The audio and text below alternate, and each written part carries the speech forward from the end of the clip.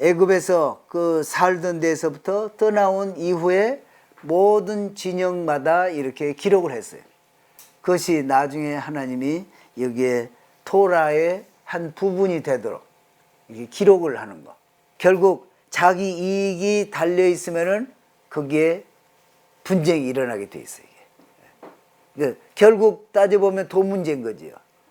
그런데 언제 그 문제가 없이 해결되느냐? 언제 해결되지요? 예수님 오시면. 이스라엘이 단지 그냥 모세 오경에서 태어난 이스라엘 그런 정도가 아니고 하나님은 이스라엘을 통해서 앞으로 이루실 그 나라의 모형을 가르치고 계시는 거예요.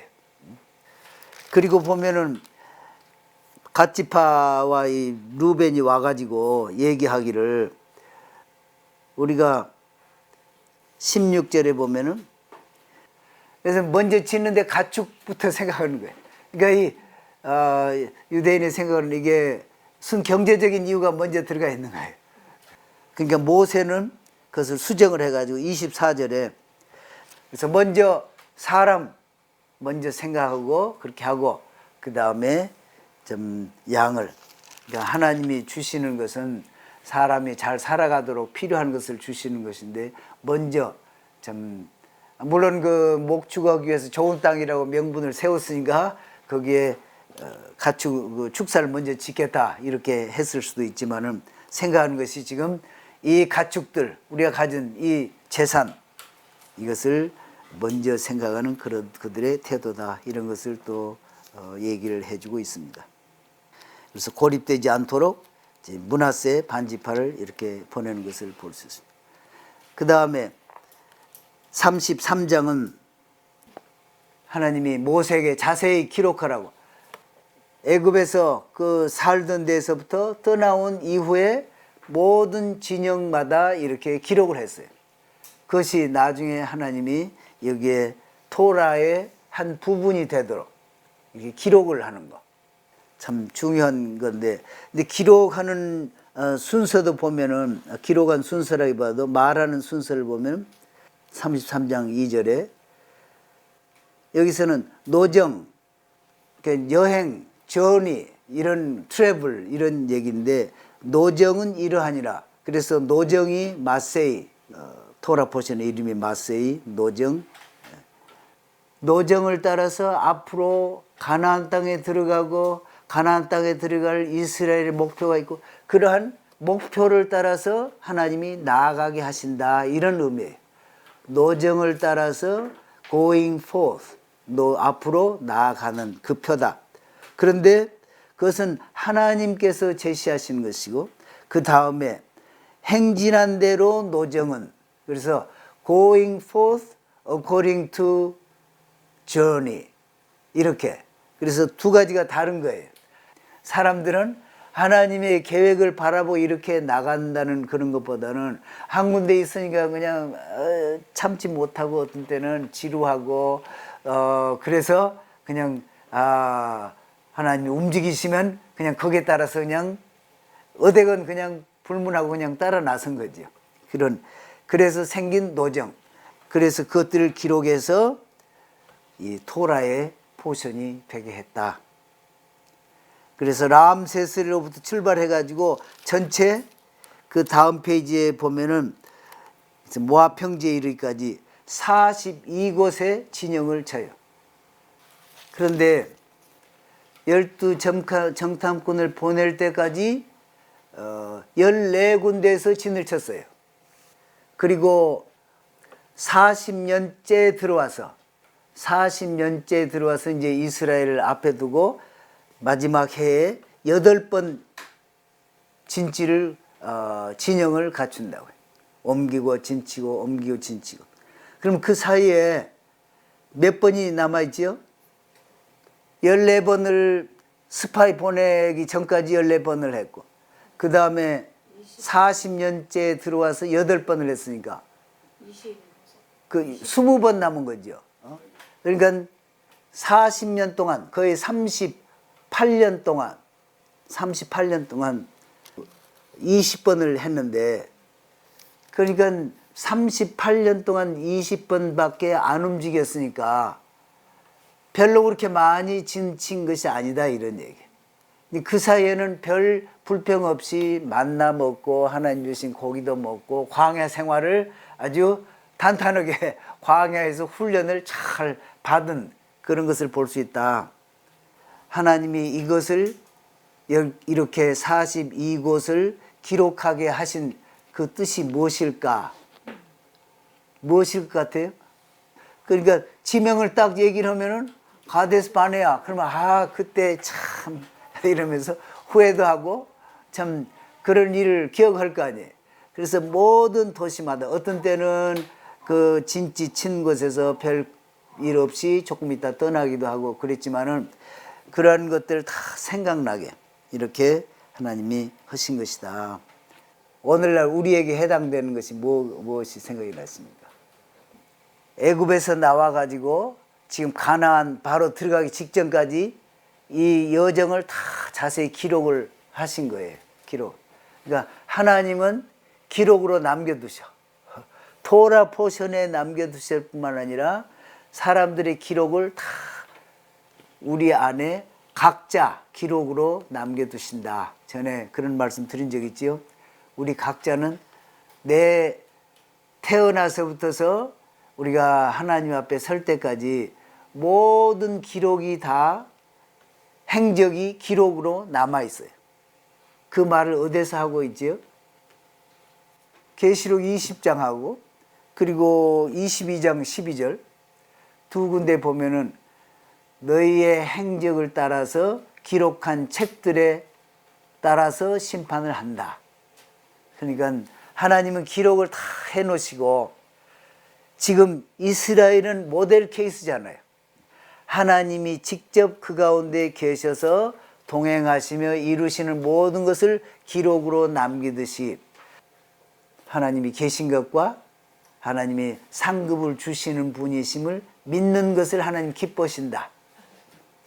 또 34장은 19절부터서 각 지파 9지파 반의 이름이 나옵니다. 10분이죠. 그러니까 9지파 반. 여호와께서 명령하사 가나안 땅에서 이스라엘 자손에게 기업을 받게 하신 자들이니라. 이 사람들이 받게 되어 있는 거예요. 그래서 저는 이것을 보면서 하나 좀 생각하게 된 게 지금 대표들을 모아놓고 한다는 것은 전 지금 몇백만 명을 모아놓고 60만 대군이 있고 큰 군대잖아요. 그리고 각 지파 두령들이 있고 거기에 지금 땅을 딱 분배를 이렇게 하라. 이게 지금 굉장히 중요한 시점이잖아요. 이게 지금 방금 이제 가나안 땅에 들어가가지고 땅을 분배를 받는데 이런 때 어떤 생각이 드세요? 전쟁이 스스로 날 만한 그런 상황 같아요. 자체 안에 우리 지파가 단지파보다 못한 것도 아닌데 예를 들어서 뭐 유다 지파 같으면은 내가 원하는 데 가장 좋은 데를 차지해야지 이런 식으로 될 거고 그러니까 세상적으로 모였다면은 여기까지는 잘 왔다가도 마지막 지금 땅을 분배 받는다면은 이게 그냥 보통 심각한 일이 벌어지지 않을 거예요 이게. 그런데 왜 그런 일이 안 벌어지지요? 광야에서 훈련을 받았는데 누가 계시는 거예요? 하나님이 계셔서 하나님의 그 명령하에 안 움직이면은 이게 그냥 그 땅도 못 받고 쫓겨날 판이니까 하나님이 딱 계시니까 이게 꼼짝없이 지금 전쟁 없이 분쟁 없이 다 이렇게 되는 거예요.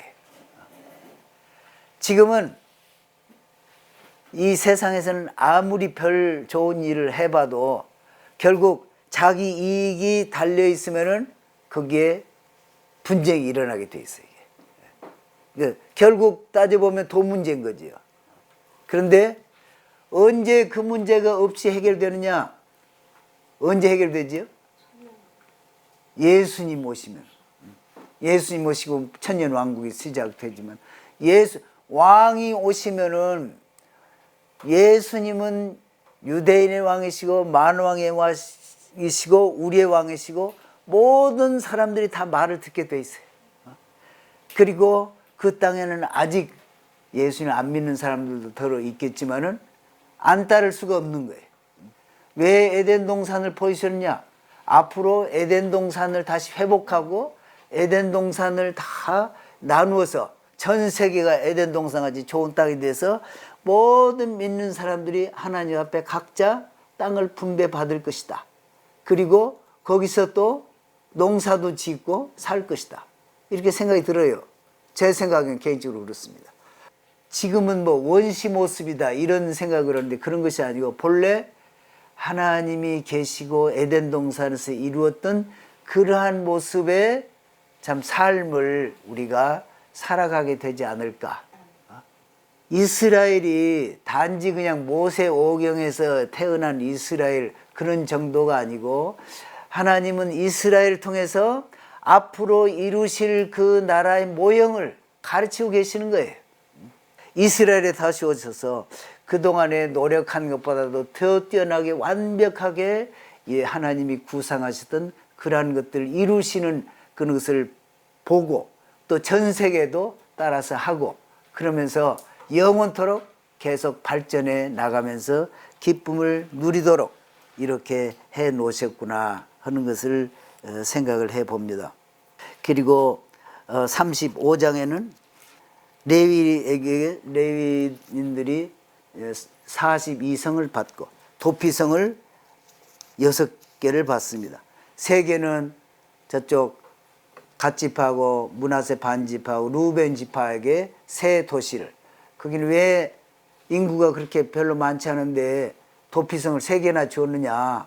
이쪽에는 사람도 많고 그런데 3개고 갓지파와 루벤 지파와 므낫세 반지파 이런 사람들이 성질도 거칠고 용감하고 그래서 싸움도 자주 일어나고 살인도 일어날 텐데, 그러나 고의로 아닌 사람들이 그 도피성으로 가야 되는데 가기 전에 잡혀가지고 죽을 수가 있으니까 도피성을 3군데를 이렇게 해서 빨리 피할 수 있게.